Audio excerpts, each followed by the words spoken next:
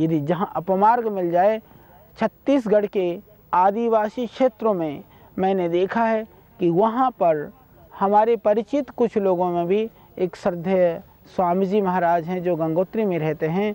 तो वो उनकी माता जी बहुत वृद्धा 80-90 वर्ष की आयु, मैंने देखा कि उनके सारे दांत और जाड़ ज्यों के त्यों मजबूत जैसे जवानी में एक आदमी के होते हैं। मैंने पूछा कि माताजी आप क्या करते हैं? तो माताजी ने मुझे दिखाया, इसमें से आपने देखा होगा इस तरह के ये कांड हैं, ये बीच में से ये टूट जाते हैं। जैसे आप देख रहे हैं मेरे हाथ में, ये इस तरह से हम तोड़ सकते हैं। एक एक कांड को हम तोड़ करके अलग अलग कर सकते हैं। जैसे आप ये देख रहे हैं, ये आराम से टूट जाता है बीच में से, फिर ये आराम से टूट जाता है। इस तरह से कांड टूट जाता है। इसमें से जो छोटी सी मोटी कांड है, ये आप थोड़ी मोटी वाली ये ले लें। इतनी बड़ी, यदि ये सीजनल है तो इतने इतने टुकड़ों को बीच में से तोड़ करके आप इसको रख सकते हैं, क्योंकि ये ताज़ा पौधा तो ये सीजनल है। तो इसीलिए बिना सीजन के मैंने देखा कि माताजी ने सूखे हुए बहुत सारे इसके अपमार्ग के इस डंडियों के उन्होंने छोटी छोटी गठरी सी बना करके रखी हुई है। माता कहने लगी रात को एक को भिगो देती हूँ, सुबह इसी का मैं दातुन करती हूँ। ताज़ा मिल जाए तो बहुत अच्छी बात है, और यदि नहीं मिले तो आप इसको ला करके रखें, सूखने के बाद में भी दातुन के रूप में आप इसका प्रयोग करिए।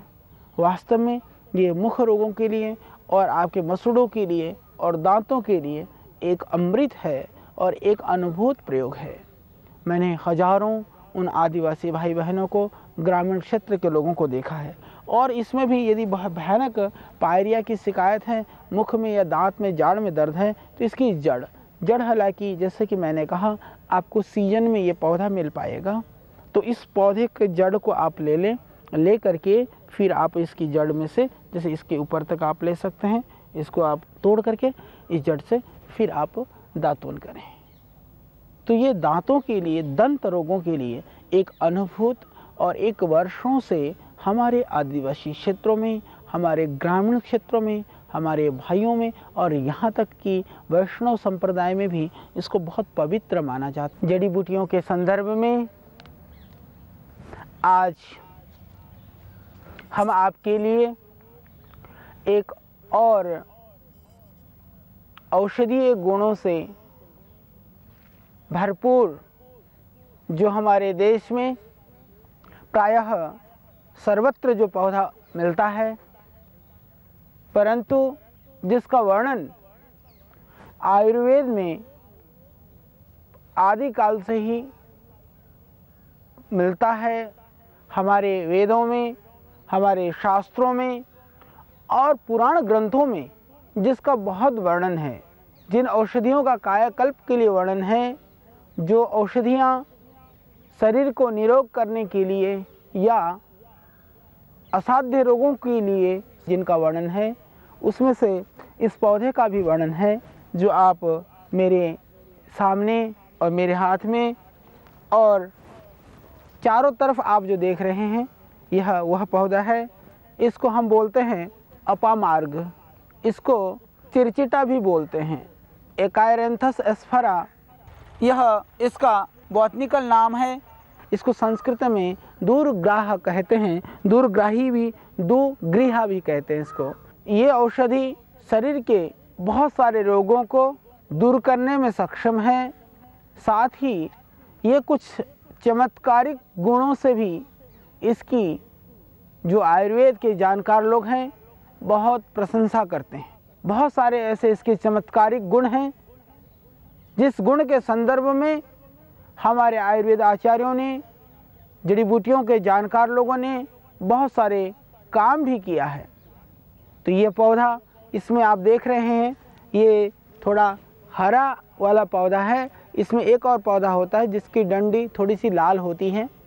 तो दो तरह की, हरी डंडी और लाल डंडी की, दो तरह की यह अपामार्ग चिरचिटा के पौधे पूरे देश में, वो चाहे दक्षिण भारत का सुदूर प्रांत हो या कोई भी जंगल का आदिवासी क्षेत्र हो या हिमालय क्षेत्र में, हमने तो यहाँ तक देखा गंगोत्री यानी कि 8-10 हज़ार की हाइट तक भी यह पौधा मिलता है। हालांकि स्थान की भिन्नता की वजह से इसका जो बाह्य क्षुप है स्वरूप है वो थोड़ा सा बदल जाता है। सामान्य खेत में, खलिहान में और घर के आसपास जहाँ प्लॉट खाली है वहाँ पर मिलता है। ये सीजनल पौधा है।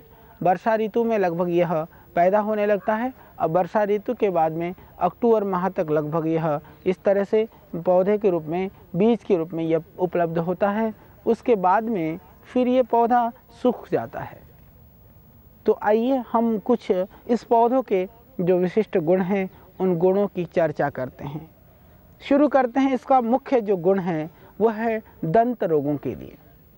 आज दुनिया के अंदर जितनी भी आबादी है उस विशाल आबादी में जो बहुत बड़ी समस्या है वह है दांतों की समस्या।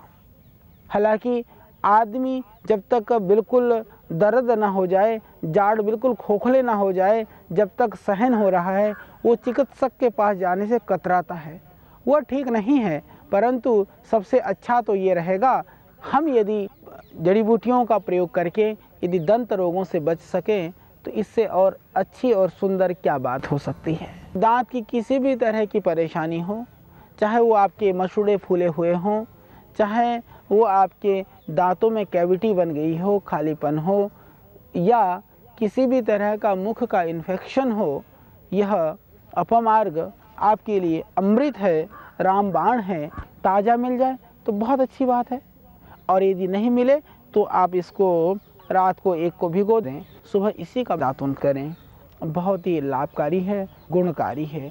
दुनिया के अंदर मैं समझता हूँ कि दांतों के लिए बहुत सारी औषधियाँ हो सकती हैं, परंतु सारी औषधियाँ इस अपमार्ग से कम हैं।